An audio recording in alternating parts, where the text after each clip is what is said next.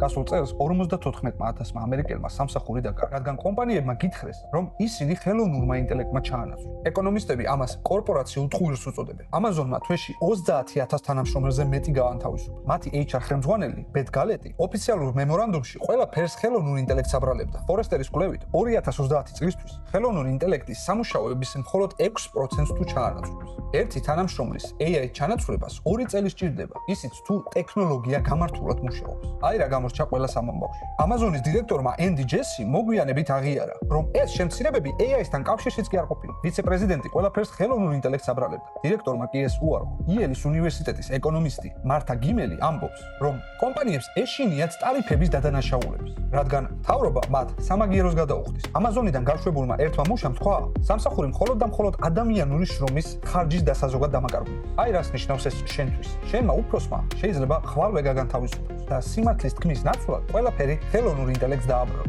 ჩემი მენტორობის პროგრამა ზუსტად ამ საფრთხეებისგან თავდაცვას გასწავლის. თუ სურს სისტემური ცოდნა, დაწერე კომენტარებში სისტემა და მომწერე პირადში. კომპანიებმა 54,000 განთავისუფლება ხელოვნურ ინტელექტს დააბრალეს. ერთმა დირექტორმა კი აღიარა, რომ ეს ტყუილი იყო. როგორ გონია, შენ გეტყვიან სიმართლეს, როდესაც ჯერი შენზე მიდგება?